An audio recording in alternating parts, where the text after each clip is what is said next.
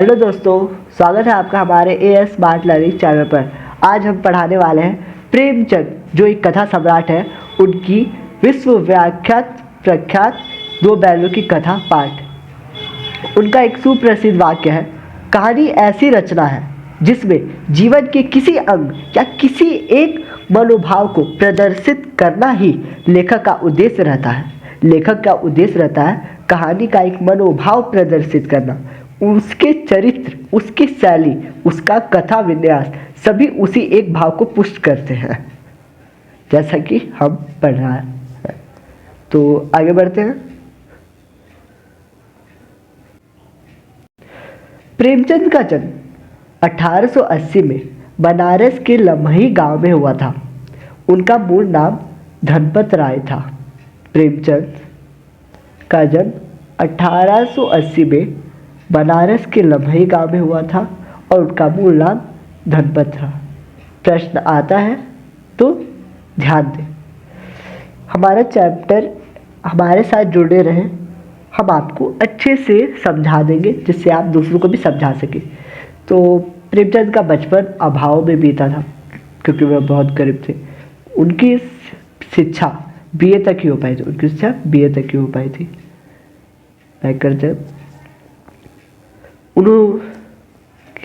उन्होंने शिक्षा विभाग में नौकरी की, परंतु असहयोग आंदोलन में सक्रिय भाग लेने के लिए सरकारी नौकरी से त्याग पत्र दे दिया। तो ये कहानी उस समय की है जब वे यह उनके उस समय की बात है जब क्रांतिकारी आंदोलन भारत में हो रहे थे, असहयोग आंदोलन। तो जब वे असहयोग आंदोलन में सक्रिय होने के कारण सरकारी नौकरी से त्याग पत्र दे दिया और लेखन कार्य के प्रति पूरी तरह से समर्पित हो गए। सन 1936 में इस महान कथाकार का देहांत हो गया। अब यहाँ पे उनकी प्रमुख कीर्तियों के बारे में देख लेते हैं। प्रेमचंद की कहानी मानसरोवर। प्रेमचंद की कहानी है मानसरोवर के 8 भागों में संकलित है। यह प्रश्न आता है तो आप एक बार अच्छे से रिविजन कर लिए इस वीडियो का।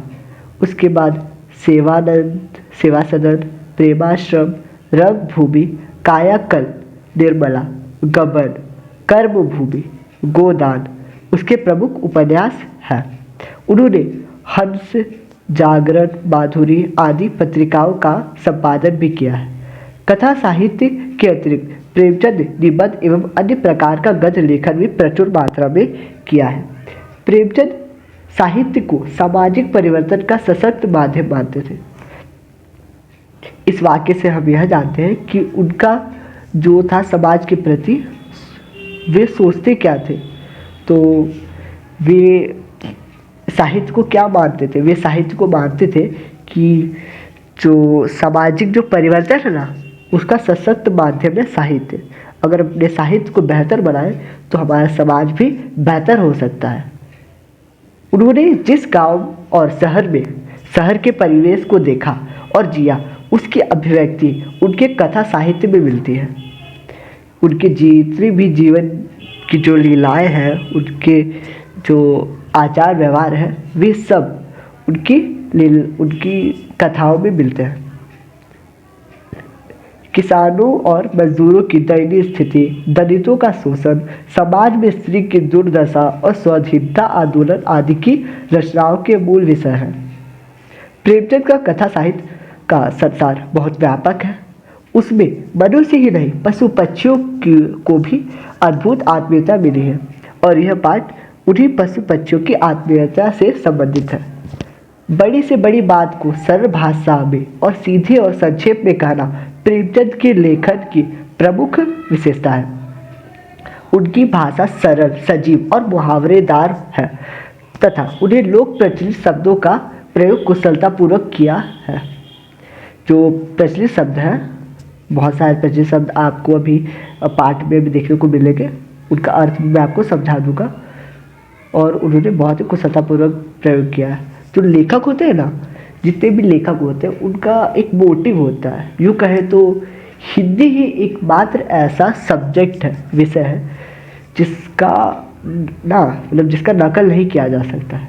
नकल क्यों नहीं किया जा सकता? क्योंकि जब हम किसी चीज़ को कॉपीराइट करके अलग से लिखने का प्रयास करते हैं तो उसमें उसका जो मोटिव होता है, भाषा या फिर अ, उसका जो फीलिंग्स, वो फीलिंग्स नहीं निकलता, नज़र नहीं आता है। पर लेखक अपनी जिस फीलिंग से जब पाठ को जब लिखता है वह उसका सजीव वर्णन करता है, इसलिए अब हिंदी को चेंज नहीं कर सकते हैं। और यहाँ पे जो कथा सम्राट है प्रेमचंद, उन्होंने अपनी फीलिंग्स जो उनके अंदर जानवरों के प्रति थी उसे लेकर एक सरल और सुव्यवस्थित भाषा का प्रयोग कर उन्होंने इस पाठ का निर्माण किया है। तो दो बैलों की कथा के बारे में हम जान लेते हैं। कथा के माध्यम से प्रेमचंद ने कृषक समाज और पशुओं के भावनात्मक संबंध का वर्णन किया है। इस कहानी में उन्होंने यह भी बताया है कि स्वतंत्रता सहज में नहीं मिलती, उसके लिए बार बार संघर्ष करना पड़ता है। इस प्रकार परोक्ष रूप से यह कहानी आज़ादी के आंदोलन की भावना से जुड़ी है। इसके साथ ही यह इस कहानी में प्रेमचंद ने पंचतंत्र और हितोपदेश की कथा परंपरा का उपयोग और विकास किया है। तो जैसे हम यहाँ से जान सकते हैं कि उनका जो ये अभिलाइन हमने पढ़ा कि स्वतंत्रता सहज में नहीं मिलती, उसके लिए बार बार संघर्ष करना पड़ता है, ये आज़ादी के भावनाओं से जुड़ा हुआ है। तो और यहाँ पे कहानी में भी वही कुछ वही है। तो स्टार्ट करते हैं। दो बैलों की कथा स्टार्ट करते हैं। जानवरों में गधा सबसे बुद्धिहीन समझा जाता है। जब हम किसी आदमी को परले दर्जे का बेवकूफ़ कहना चाहते हैं तो उसे गधा कहते हैं। गधा सचमुच बेवकूफ़ है या उसके सीधेपन, उसकी निरापद सहिष्णुता ने उसे यह पदवी दे दी है, इसका निश्चय नहीं किया जा सकता। गाय सिंह मारती है। ब्याही हुई गाय तो अनायास ही सिंहनी का रूप धारण कर लेती है। कुत्ता भी बहुत गरीब जानवर है, लेकिन कभी कभी उसे भी क्रोध आ ही जाता है। किंतु गधे को तो कभी क्रोध करते नहीं सुना न देखा। जितना चाहो गरीब को मारो, चाहे जैसी खराब सड़ी हुई घास सामने डाल दो, उसके चेहरे पर कभी संतोष की छाया भी नहीं दिखाई देगी। यहाँ पे गधे का वर्णन करते हुए लेखक कहते हैं, अब यहाँ पे उसकी सीधेपन की बात करें, या तो वो सीधा है या फिर बेवकूफ़ है, हम कुछ भी कह सकते हो उसके बारे में, पर उसके चेहरे पे ना ही कभी असंतोष या फिर संतोष की छाया आती है। वैशाख में चाहे एकाध बार कुलेर कर लेता हूँ, पर हमने तो उसे कभी खुश होते नहीं देखा। उसके चेहरे पर एक विषाद स्थायी रूप से छाया रहता है। सुख दुख हानि लाभ किसी भी दशा में उसे बदलते नहीं देखा। ऋषियों मुनियों के जितने गुण हैं वे सभी उसमें पराकाष्ठा को पहुंच गए हैं, पर आदमी उसे बेवकूफ़ कहता है। सद्गुणों का इतना अनादर कहीं नहीं देखा। कदाचित सीधापन संसार के लिए उपयुक्त नहीं है। यहाँ पे लेखक कहते हैं कि सीधापन संसार के लिए उपयुक्त है, और ऐसा मान भी सकते हैं कि सीधा रहना अच्छी बात नहीं है, ज़्यादा सीधा। तो आगे बढ़ते हैं। देखिए ना, उपयुक्त है। देखिए ना, भारतवासियों की अफ्रीका में क्या दुर्दशा हो रही है। क्यों अमेरिका में उन्हें घुसने नहीं दिया जाता। बेचारे शराब नहीं पीते, चार पैसा कुछ समय के लिए बचा कर रखते हैं, जी तोड़ में काम करते हैं, किसी से लड़ाई झगड़ा नहीं करते, चार बातें सुनकर गम खा जाते, फिर भी बदनाम है। कहा जाता है वे जीवन के आदर्श को नीचा करते। अगर वे भी ईंट का जवाब पत्थर से देना सीख जाते तो शायद सभ्य कहलाने लगते। जापान की मिसाल सामने है। एक ही विजय ने उसे संसार की सभ्य जातियों में गण्य बना दिया है, लेकिन गधे का एक छोटा भाई और भी है जो उससे कम ही गधा है, वह है बैल।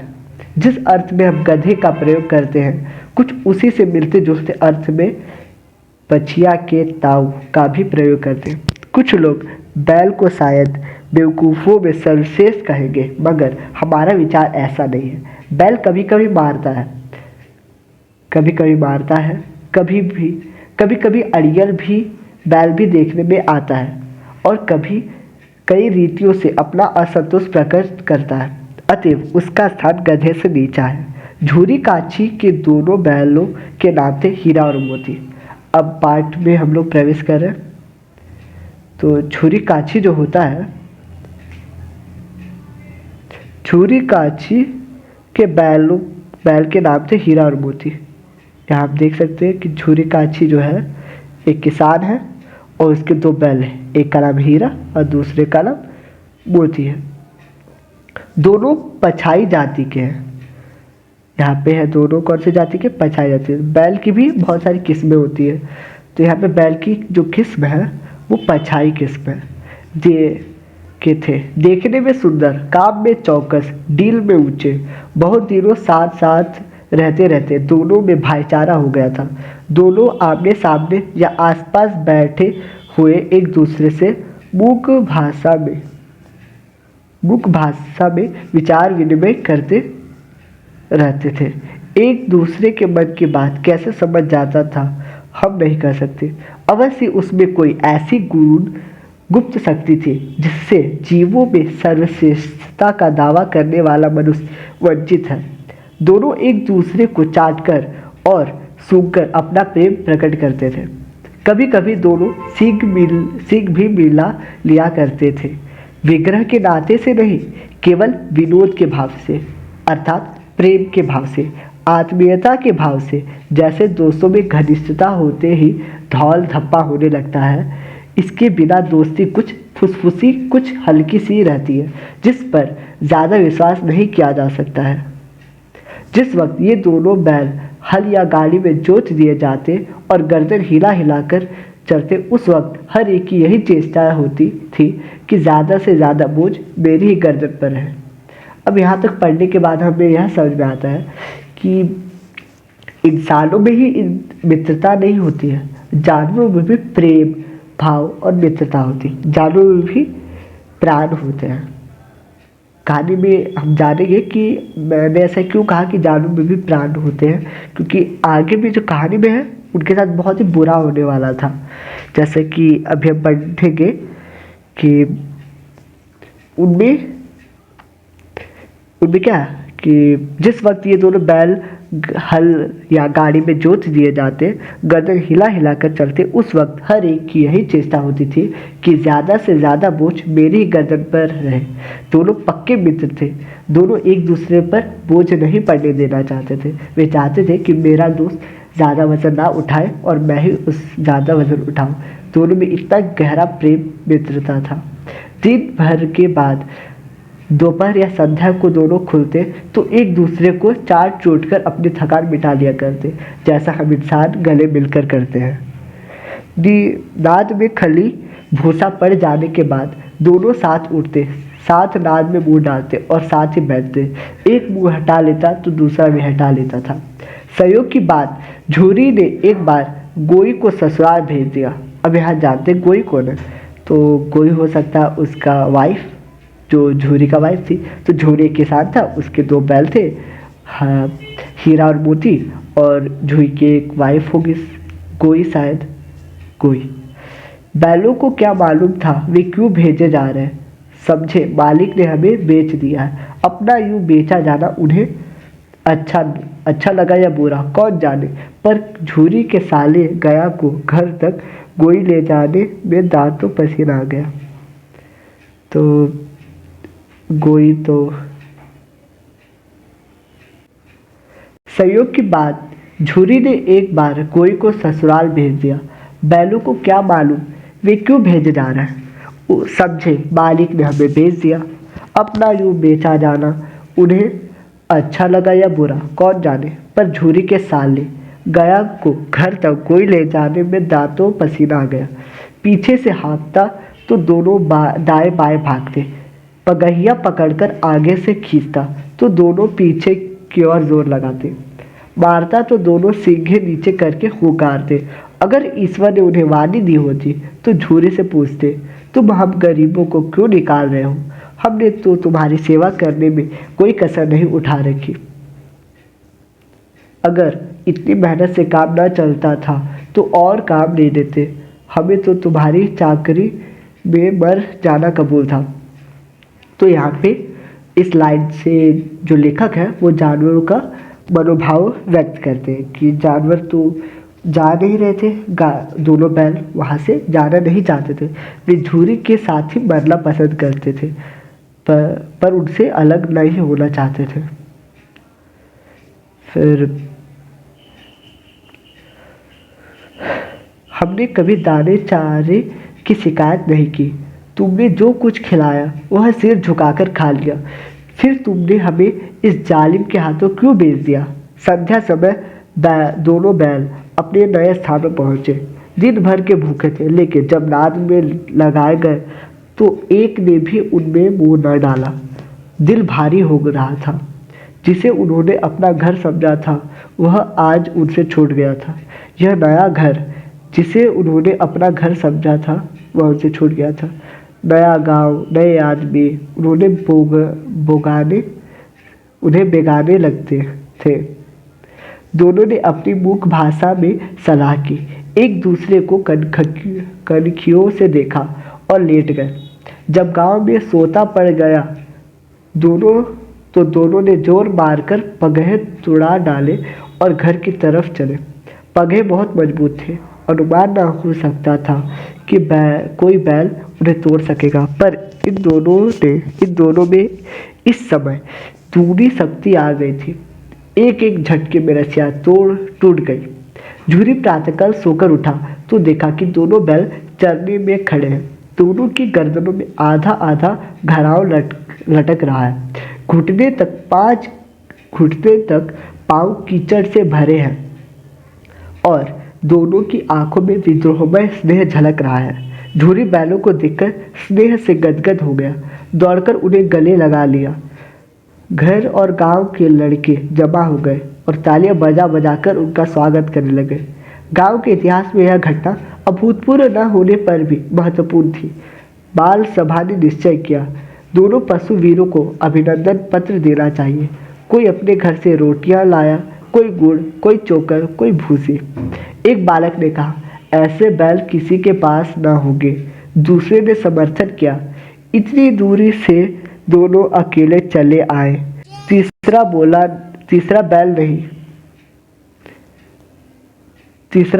बोला, बैल नहीं है, वे उस जन्म के आदमी हैं।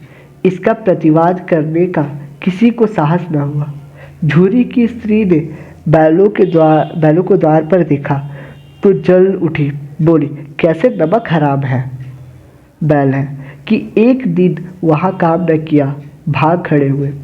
झूरी अपने बैलों पर यह आदेश न सुन सका। नमक हराम क्यों है? चारा दाना न दिया होगा तो क्या करते? यहाँ पे स्त्री ने रोब के साथ कहा, बस तुम ही तो बैलों को खिलाना जानते हो, और तो सभी पानी पिला पिला कर रखते हैं। झूरी ने चिढ़ाया, चारा मिलता तो क्यों भागते? स्त्री चिढ़ी, भागे इसलिए कि वे लोग तुम जैसे बुद्धुओं की तरह बैलों को सहलाते नहीं, खिलाते नहीं, तो रगड़कर जोतते भी हैं। ये दोनों ठहरे कामचोर भाग निकले। अब देखूं कहाँ से खली और चोकर मिलता है। सूखे भूसे के सिवा कुछ ना दूंगी, खाए चाहे मरे। वही हुआ। मजूर को कड़ी तादीर कर दी गई, यानी उसे मजूर को कड़ा आदेश दिया गया कि बैलों को खाली सूखा भूसा दिया जाएगा। बैलों ने नाद में मुंह डाला तो फीका फीका, न कोई चिकनाहट न कोई रस। क्या खाए? आशा भरी आंखों से द्वार की ओर ताकने लगे। झूरी ने मजदूर से कहा, थोड़ी सी खली क्यों नहीं डाल देता बे? मालकिन मुझे मार ही डालेगी, चुराकर डाला। ना दादा, पीछे से तुम भी उन्हीं की से कहोगे। यहाँ पर तो यहाँ तक तो पढ़ चुके, अब आगे बढ़ते दूसरा भाग में। दूसरे दिन झूरी का साला फिर आया और बैलों को ले चला। अब कि उसने दोनों को गाड़ी में जोता। 2-4 बार मोती ने गाड़ी को सड़क की खाई में गिराना चाहा, पर हीरा ने संभाल लिया। वह ज़्यादा सहनशील था। संध्या समय घर पहुंचकर उसने दोनों को मोटी रस्सियों से बांधा और कल की शरारत का मजा चखाया। फिर वही सूखा भूसा डाल दिया।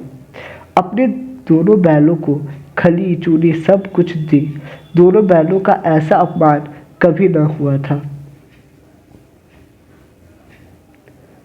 झूरी इन्हें फूल की छड़ी से भी न छूता। उसकी मुंह उसकी टिटकार पर दोनों उड़ने लगते थे। यहाँ मार पड़ी, आहत, सम्मान की व्यथा तो थी ही, उस पर मिला सूखा भूसा। दांत की तरफ आंखें तक न उठाई। दूसरे दिन गया ने बैलों को हल में जोता, पर इन दोनों ने जैसे पाँव न उठाने की कसम खा ली थी। वह मारते मारते थक गया, पर दोनों ने पाँव न उठाया। एक बार जब उस निर्दयी ने हीरा की नाक पर खूब डंडे जमाए, तो मोती का गुस्सा काबू के बाहर हो गया। हल लेकर भागा। हल, रस्सी, जुआ जो सब टूट टाट कर बराबर हो गया। गले में बड़ी बड़ी रस्सियाँ न होती तो दोनों पकड़ाई में न आते। हीरा ने मुख भाषा में कहा, भागना व्यर्थ है। मोती ने उत्तर दिया, तुम्हारी तो इसमें जान ही लेनी थी। अब की बड़ी मार पड़ेगी, पड़ने दो। बैल का जन्म लिया है तो मार से कहाँ तक बचेंगे। गया दो आदमियों के साथ दौड़कर आ रहा था। दोनों के हाथों में लाठियां हैं। मोती बोला, कहो तो दिखा दूं कुछ मजा, मैं भी लाठी लेकर आ रहा है। हीरा ने समझाया, नहीं भाई, खड़े हो जाओ। मुझे मारेगा तो मैं भी एक दो को गिरा दूंगा। नहीं, हमारी जाति का यह धर्म नहीं है। मोती दिल में ऐंठ कर रह गया। गया आ पहुंचा और दोनों को पकड़कर ले चला। कुशल हुई कि उसने इस वक्त मारपीट न की, नहीं तो मोती भी पलट पड़ता। उसके तेवर देखकर गया और उसके सहायक समझ गए कि इस वक्त टाल जाना ही मसलहत है। आज दोनों के सामने फिर वही सूखा भूसा लाया गया। दोनों चुपचाप खड़े रहे। घर के लोग भोजन करने लगे। उस वक्त छोटी सी लड़की दो रोटी लिए निकली और दोनों के मुंह में देखकर चली गई। उस एक रोटी से इनकी भूख तो क्या शांत होती, पर दोनों के हृदय को मानो भोजन मिल गया। यहाँ भी किसी सज्जन का वास है। लड़की भैरों की थी। उसकी माँ मर चुकी थी। सौतेली माँ उसे मारती रहती थी, इसलिए इन बैलों से उसे एक प्रकार की आत्मीयता हो गई थी। दोनों दिन भर जोते जाते, डंडे खाते, अड़ते, शाम को थान पर बांध दिए जाते और रात को वही बालिका उन्हें रोटी खिला जाती। प्रेम के इस प्रसाद की यह बरकत थी कि दो दो गाल सूखा भूसा खाकर भी दोनों दुर्बल न होते।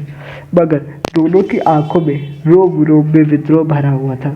एक दिन मोती ने मुख भाषा में कहा, अब तो नहीं सहा जाता हीरा, क्या करना चाहते हो। एकाध को सींगों पर उठाकर फेंक दूंगा, लेकिन जानते हो वह प्यारी लड़की जो हमें रोटियां खिलाती है उसी की लड़की है, जो इस घर का मालिक है। यह बेचारी अनाथ हो जाएगी तो मालकिन को न फेंक दूं। वही तो उस लड़की को मारती है, लेकिन औरत जात पर सिंग चलाना मना है, यह भूल जाते हो। तुम तो किसी तरह निकलने ही नहीं देते। बताओ, तुड़ाकर भाग चले। हाँ, मैं यह स्वीकार करता हूँ, लेकिन इतनी मोटी रस्सी टूटेगी कैसे। इसका एक उपाय है। पहले रस्सी को थोड़ा सा चबा लो, फिर एक झटके में तोड़ देंगे। रात को जब बालिका रोटियां खिलाकर चली गई, दोनों रस्सियां चबाने लगे, पर मोटी रस्सी मुंह में न आती थी। बेचारे बार बार जोर लगाकर रह जाते। सहसा घर के द्वार खुला और वह लड़की निकली। दोनों सिर झुकाकर उसका हाथ चाटने लगे। दोनों की पूंछें खड़ी हो गई। उसने उनके माथे सहलाए और बोली, खोले देती हूँ, चुपके से भाग जाओ, नहीं तो ये लोग मार डालेंगे। आज घर में सलाह हो रही है कि इनकी नाकों में नाथ डाल दिए जाए। उसने गराम खोल दिया, पर दोनों चुपचाप खड़े रहे। मोती ने अपनी भाषा में कहा, अब चलते क्यों नहीं। हीरा ने कहा, चले तो, लेकिन कल इस अनाथ पर आफत आएगी, सब इसी पर संदेह करेंगे। सहसा बालिका चिल्लाई, दोनों फूफा वाले बैल भागे जा रहे। ओ दादा दादा, दोनों बैल भागे जा रहे, जल्दी दौड़ो। गया हड़बड़ाकर भीतर से निकला और बैलों को पकड़ने चला। वे दोनों भागे गए और भागे। गया ने पीछा किया और भी तेज हुए। गया ने शोर मचाया। फिर गांव के कुछ आदमियों को भी साथ लेने के लिए लौटा। दोनों मित्रों को भागने का मौका मिल गया। सीधे दौड़ते चले गए, यहाँ तक कि मार्ग का ज्ञान भी न रहा। जिस परिचित मार्ग से आए थे उसका यहाँ पता न था। नए नए गांव मिलने लगे। तब दोनों एक खेत के किनारे खड़े होकर सोचने लगे, अब क्या करना चाहिए। हीरा ने कहा, मालूम होता है राह भूल गए हैं। तुम भी बेतहाशा भागे, वही उसे मार गिराना था। उसे मार गिराते तो दुनिया क्या कहती। वह अपना धर्म छोड़ दे, लेकिन हम अपना धर्म क्यों छोड़े। दोनों भूख से व्याकुल हो रहे थे। खेत में मटर खड़ी थी, चरने लगे। रह रहकर आहट ले रहे थे। कोई आता तो नहीं है। जब पेट भर गया, दोनों ने आज़ादी का अनुभव किया तो मस्त होकर उछलने कूदने लगे। पहले दोनों ने डकार ली, फिर सींग मिलाए और एक दूसरे को ठेलने लगे। मोती ने हीरा को कई कदम पीछे हटा दिया, यहाँ तक कि वह खाई में गिर गया। तब उसे भी क्रोध आया, संभलकर उठा और फिर मोती से मिल गया। मोती ने देखा खेल में झगड़ा हुआ चाहता है तो किनारे हट गया। अरे यह क्या, कोई साढ़ डकैत डॉक्टर चला आ रहा है। हाँ, साढ़ ही है। वह सामने आ पहुंचा। दोनों मित्र बगले झांक रहे हैं। साढ़ पूरा हाथी है, उससे भिड़ना जान से हाथ धोना है, लेकिन न भिड़ने पर भी जान बचती नहीं नजर आती। इन्हीं की तरफ आ भी रहा है। कितनी भयंकर सूरत है। मोती ने मूक भाषा में कहा, बुरे फंसे, जान बचेगी, कोई उपाय सोचो। हीरा ने चिंतित स्वर में कहा, अपने घमंड में भूला हुआ है, आरजू विनती न सुनेगा, भाग क्यों न चले। भागना कायरता है तो फिर यही मरो। बंदा तो 9 तो 11 होता है, और जो दौड़ाए तो फिर कोई उपाय सोचो जल्द।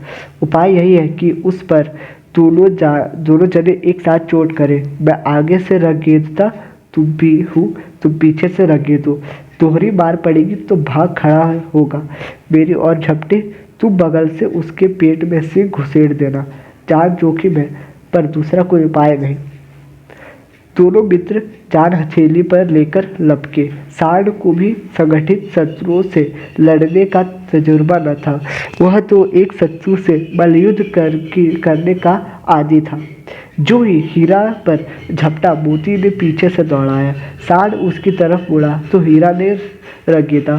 साढ़ चाहता था कि एक एक करके दोनों को गिरा ले, पर ये दोनों भी उस्ताद थे, उसे वह अवसर न देते। एक बार साढ़ झल्लाकर हीरा का अंत कर देने के लिए चला, फिर मोती ने बगल से आकर पेट में सींग भोंक दिया। साढ़ क्रोध में आकर फिर पीछे फेरा तो हीरा ने दूसरे पहलू में सींग चुभा दिया। आखिर बेचारा जख्मी होकर भागा और दोनों मित्रों ने दूर तक उसका पीछा किया, यहाँ तक कि साढ़ बेदम होकर गिर पड़ा। तब दोनों ने उसे छोड़ दिया। दोनों मित्र विजय के नशे में झूमते चले जाते थे। मोती ने अपनी सांकेतिक भाषा में कहा, मेरा जी तो चाहता था कि बच्चा को मार ही डालूं। हीरा ने तिरस्कार किया, गिरे हुए बैरी पर सिंह चलाना नहीं चाहिए। यह सब ढोंग है। बैरी को ऐसा मारना चाहिए कि फिर न उठे।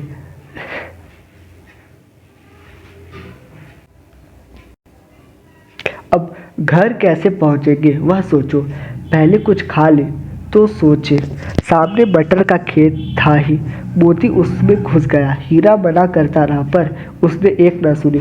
अभी 2 ही 4 ग्रास खाए थे कि 2 आदमी लाठियां लिए दौड़ पड़े और दोनों मित्रों को घेर लिया। हीरा तो मेड़ पर था, निकल गया। मोती सींचे हुए खेत में था। उसके खुर कीचड़ में धंसने लगे। न भाग सका, पकड़ लिया। हीरा ने देखा संगी संकट में है तो लौट पड़ा। फंसेंगे तो दोनों फंसेंगे। रखवालों ने उसे भी पकड़ लिया, प्रातःकाल दोनों मित्र काजी हाउस में बंद कर दिए गए। भाग 4। दोनों मित्रों को जीवन में पहली बार ऐसा साबिका पड़ा कि सारा दिन बीत गया और खाने को एक दिन का भी न मिला। समझ ही में न आता था यह कैसा स्वामी है। इससे तो गया फिर भी अच्छा था। यहाँ कई भैंसें थी, कई बकरियाँ, कई घोड़े, कई गधे, पर किसी के सामने चारा न था। सब जमीन में मुर्दों की तरह पड़े थे। कई तो इतने कमजोर हो गए थे कि खड़े भी न हो सकते थे। सारा दिन दोनों मित्र फाटक की ओर टकटकी लगाए ताकते रहे, पर कोई चारा लाकर आता न दिखाई दिया। तब दोनों ने दीवार की नमकीन मिट्टी चाटनी शुरू की, पर इससे क्या तृप्ति होती। रात को भी जब कुछ भोजन न मिलता तो हीरा के दिल में विद्रोह की ज्वाला दहक उठी। मोती से बोला, अब तो नहीं रहा जाता मोती। मोती ने सिर लटकाए हुए जवाब दिया, मुझे तो मालूम होता है प्राण निकल रहे हैं। इतनी जल्द हिम्मत ना हारो भाई, यहाँ से भागने का कोई उपाय निकालना चाहिए। आओ दीवार तोड़ डालें। मुझसे तो अब कुछ नहीं होगा। बस इसी बूते पर अकड़ते थे, सारी अकड़ निकल गई। बाड़े की दीवार कच्ची थी। हीरा मजबूत तो था ही, अपने नुकीले सिंह दीवार में गाड़ दिए और जोर मारा तो मिट्टी का एक चिपड़ निकल आया। फिर तो उसका साहस बढ़ा। इसने दौड़ दौड़कर दीवार पर चोटें की और हर चोट में थोड़ी थोड़ी मिट्टी गिरने लगा। उसी समय काजी हाउस का चौकीदार लालटेन लेकर जानवरों की हाजिरी लेने आ निकला। हीरा का उज्जड़पन देखकर उसने उसे कई डंडे रसीदे किए और मोटी सी रस्सी से बांध दिया। मोती ने पड़े पड़े कहा, आखिर मार खाई, क्या मिला। अब बूते भर जोर तो मार दिया। ऐसा जोर मारना किस काम का कि अब बंधन में पड़ गए। जोर तो मारता ही जाऊंगा, चाहे कितनी ही बंधन पड़े। अब इस बात से इस लाइन में हम यह समझते हैं कि यहाँ क्या बोल रहा है। बोल रहा है कि जोर तो मारता ही जाऊंगा, चाहे कितने ही बंधन पड़े। यहाँ आज़ादी के लिए कितने ही प्रयास करें, चाहे कितने ही मार पीट या फिर असफलता प्राप्त हो, हमें हारना नहीं चाहिए। आज़ादी या फिर सफलता प्राप्त करने के लिए निरंतर प्रयास करते रहना चाहिए। यहाँ पे इस लाइन में समझाया गया है। जान से हाथ धोना पड़ेगा, कुछ परवाह नहीं, ये भी तो मरना ही है। सोचो, दीवार खुद जाती तो कितनी जानें बच जाती। इतने भाई यहाँ बंद हैं, किसी की देह में जान नहीं है। 2-4 दिन और यही हाल रहा तो सब मर जाएंगे। हाँ, यह बात तो है। अच्छा तो ला, फिर मैं भी जोर लगाता हूँ। मोती ने भी दीवार में उसी जगह सींग मारा। थोड़ी सी मिट्टी गिरी और फिर हिम्मत बढ़ी। फिर तो वह दीवार में सींग लगाकर इस तरह जोर करने लगा मानो किसी प्रतिद्वंदी से लड़ रहा है। आखिर कोई 2 घंटे की जोर आजमाई के बाद दीवार ऊपर से लगभग 1 हाथ गिर गई। उसने दूनी शक्ति से दूसरा धक्का मारा तो आधी दीवार गिर पड़ी। दीवार का गिरना था कि अधमरे से पड़े हुए सभी जानवर चेत उठे। तीनों घोड़ियां सरपट भाग निकले, फिर बकरियां निकली। इसके बाद भैंसें भी खिसक गई, पर गधे अभी तक ज्यों के त्यों खड़े थे। हीरा ने पूछा, तुम दोनों क्यों नहीं भाग जाते। एक गधे ने कहा, जो कहीं फिर पकड़ लिए जाए तो क्या हर्ज है, अभी तो भागने का अवसर है। हमें तो डर लगता है, हम यहीं पड़े रहेंगे। आधी रात से ऊपर जा चुकी थी। दोनों गधे अभी तक खड़े सोच रहे थे कि भागे या न भागे, और मोती अपने मित्र की रस्सी तोड़ने में लगा हुआ था। जब वह हार गया तो हीरा ने कहा, तुम जाओ, मुझे यहीं पड़ा रहने दो, शायद कहीं भेंट हो जाए। मोती ने आंखों में आंसू लाकर कहा, तुम मुझे इतना स्वार्थी समझते हो हीरा। हम और तुम इतने दिनों एक साथ रहे हैं। आज तुम विपत्ति में पड़ गए तो मैं तुम्हें छोड़कर अलग हो जाऊं। हीरा ने कहा, बहुत मार पड़ेगी, लोग समझ जाएंगे यह तुम्हारी शरारत है। मोती गर्व से बोला, जिस अपराध के लिए तुम्हें गले में बंधन पड़ा उसके लिए अगर मुझ पर मार पड़े तो क्या चिंता है, इतना तो हो ही गया है कि 9-10 प्राणियों की जान बच गई, वे सब तो आशीर्वाद देंगे। यह कहते हुए मोती ने दोनों गधों को सींग से मार मार कर बाड़े के बाहर निकाला और तब अपने बंधु के पास आकर सो रहा।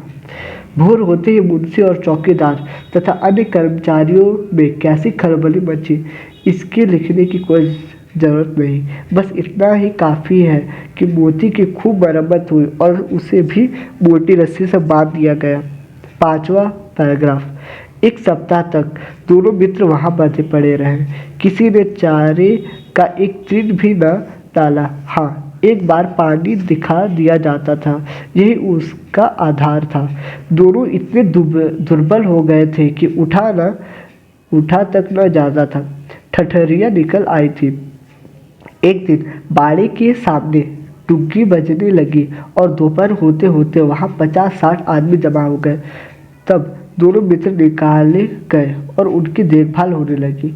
लोग आकर उनकी सूरत देखते और मन फीका करके चले जाते। ऐसे मृतक बैलों का कौन खरीदार होगा। सहसा एक दड़ियल आदमी, जिसकी आंखें लाल थी और मुद्रा अत्यंत कठोर, आया और दोनों मित्रों के कूल्हे में उंगली गोदकर मुंशी जी से बातें करने लगा। उनका चेहरा देखकर अंतर ज्ञान से दोनों मित्रों के दिल कांप उठे। वह कौन है और उन्हें क्यों टटोल रहा है, इस विषय में उन्हें कोई संदेह न हुआ। दोनों ने एक दूसरे को भीत नेत्रों से देखा और सिर झुका लिया। हीरा ने कहा, गया के घर से नाहक भागे, अब जान न बचेगी। मोती ने अश्रद्धा के भाव से उत्तर दिया, कहते हैं भगवान सबके ऊपर दया करते, उन्हें हमारे ऊपर क्यों न दया नहीं आती। भगवान के लिए हमारा मरना जीना दोनों बराबर है। चलो, अच्छा ही है, कुछ ही दिन उसके पास तो रहेंगे। एक बार भगवान ने उस लड़की के रूप में हमें बचाया था, क्या अब न बचाएंगे। यह आदमी छुरी चलाएगा, देख लेना। तो क्या चिंता है, मांस खाल सींग हड्डी सब किसी न किसी काम आ जाएंगे। नीलाम को जाने के बाद दोनों मित्र उस दड़ियल के साथ चले। दोनों की बोटी बोटी कांप रही थी।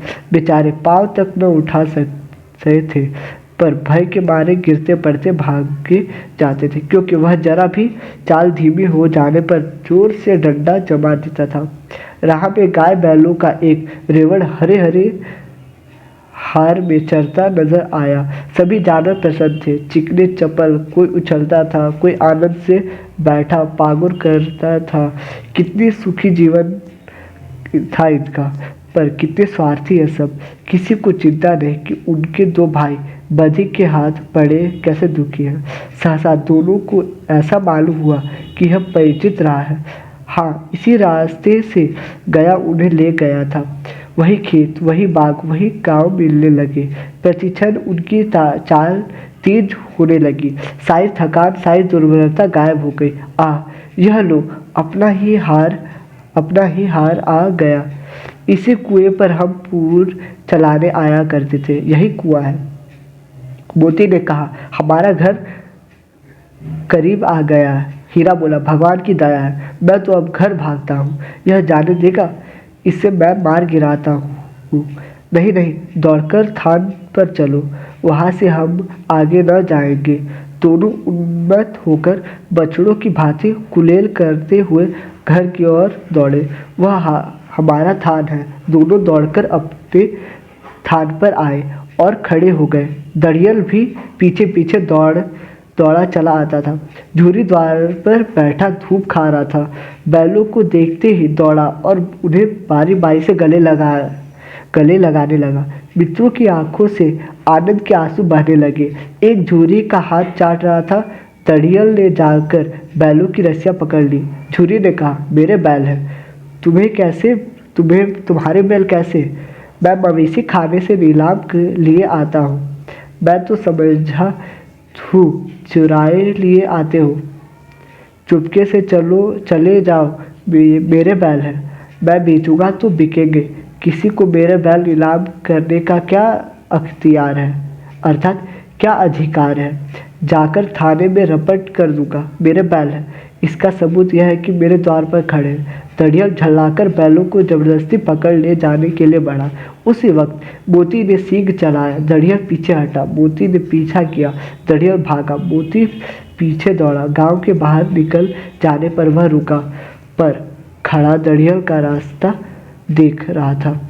दड़ियल दूर खड़ा धमकियां दे रहा था, गालियां निकाल रहा था, पत्थर फेंक रहा था और मोती विजयी सूर की भांति उसका रास्ता रोके खड़ा था। गांव के लोग यह तमाशा देखते थे और हंसते थे। जब दड़ियल हार कर चला गया तो मोती अकड़ता हुआ लौटा। हीरा ने कहा, मैं डर रहा था कि कहीं तुम गुस्से में आकर मार न बैठो। अगर वह मुझे पकड़ता तो मैं बेमारे न छोड़ता। अब न आएगा, आएगा तो दूर ही से खबर लूँगा। देखूँ कैसे ले जाता है। जो गोली मरवा दे। मर जाऊँगा पर उसके काम तो न आऊँगा।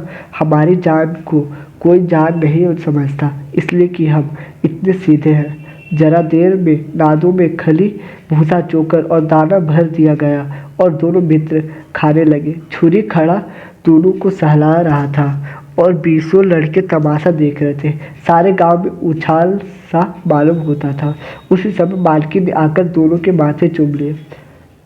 तो यहाँ से पाठ खत्म होता है। तो प्रश्न में आते हैं। तो आज का पाठ यही समाप्त करते हैं। तो अगले लेक्चर में हम आपका प्रश्न उत्तर इस पाठ का करवा देंगे। तो धन्यवाद।